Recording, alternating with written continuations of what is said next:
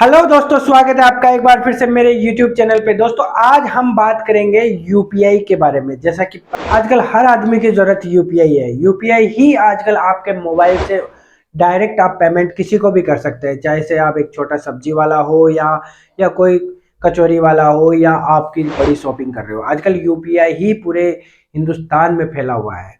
तो दोस्तों ये यूपीआई ही की हम बात करेंगे कि आरबीआई ने कुछ इसमें बदलाव किए, कुछ चेंजेस किए हैं इस नए साल में। उसी अब जो बदलाव किए हैं उसी पे अपन इस वीडियो में बात करेंगे। दोस्तों आप मेरे यूट्यूब चैनल पे नए आए हो तो आप मेरे यूट्यूब चैनल को सब्सक्राइब करिएगा, लाइक करिएगा, और ऐसे ही मैं मनी रिलेटेड कंटेंट आपके लिए बनाता रहता हूं। आपको ऐसे ही वीडियो मिलते रहेंगे। चलिए दोस्तों अपन टाइम वेस्ट ना करते हुए वीडियो को आगे बढ़ाते हैं। दोस्तों जैसा कि आरबीआई ने नए साल में कुछ नए चेंजेस किए हैं यूपीआई के रिगार्डिंग, वो ही हम इस वीडियो में डिस्कशन करेंगे। दोस्तों जैसा कि पहला जो आरबीआई ने जो जो बदलाव किया है, वो पहला बदलाव ये किया है कि जो पहले जो ट्रांजैक्शन आप यूपीआई से करते थे, यानी कि आप किसी को भी क्यूआर कोड स्कैन करके जो पेमेंट करते थे वो पहले 1 लाख रुपए था, उसको बढ़ा के इन्होंने 5 लाख तक का कर दिया कि मतलब आप दिन में 5 लाख तक का ट्रांजेक्शन कर सकते हो। मतलब हॉस्पिटल वगैरह में भी आप पेमेंट कर सकते हो या कोई शैक्षणिक संस्था है उसमें आपका 5 लाख तक का एक दिन में ट्रांजेक्शन आप इजिली कर सकते हो। ये इसने पहला बदलाव किया है। दोस्तों दूसरा चेंजेस जो आरबीआई ने किया है वो ये किया है कि यदि कोई नया धारक जो भी यूपीआई आईडी स्टार्ट करता है तो उसको वह जो यूपीआई से पेमेंट करेगा तो वो 2,000 रुपए तक ही पेमेंट कर पाएगा। यदि उससे आगे यदि उसे 4 घंटे तक का इंतजार करना पड़ेगा, क्योंकि वो आरबीआई ने ऐसा इसलिए किया है क्योंकि कोई नए यूजर्स के साथ फ्रॉड ना हो जाए। क्योंकि आप जानते हो जो नए यूजर होते हैं उनको एक्चुअली फ्रॉड होने का डर भी लगा रहता है। इसी के चलते आरबीआई ने ये गाइडलाइन और ये चेंजेस उन्होंने किया है।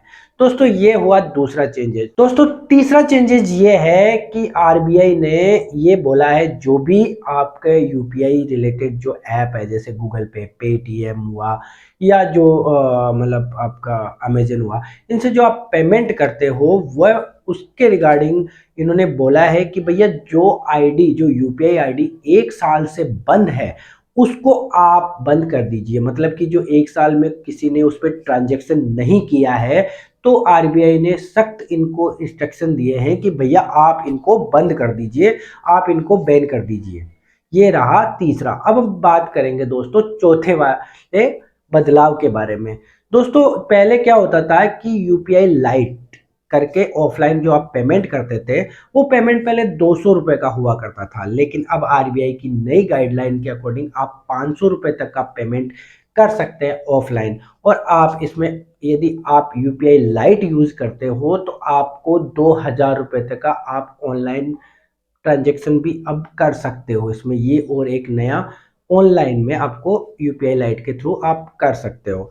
अब ये रहा तीसरा पॉइंट। तो दोस्तों आरबीआई ने एक और बदलाव किया है कि अब आपको 1 लाख रुपए तक का जो आपका ऑटो ऑथेंटिकेशन पेमेंट होता था, यानी कि पहले वो 15,000 लिमिट थी, अब आपको 1 लाख तक के पेमेंट के लिए कोई ऑथेंटिकेशन जरूरत नहीं पड़ेगी। यदि आपने कोई इंश्योरेंस प्रीमियम भरनी हो या आपने कोई म्यूचुअल फंड का यदि कोई सब्सक्रिप्शन ले रखा है तो आपके ऑटो डिटेक्ट वो पेमेंट आपको हो जाएगा। इसके लिए कोई अलग से ऑथेंटिकेशन की जरूरत नहीं पड़ेगी। ये आरबीआई ने एक नया बदलाव किया है इस साल में।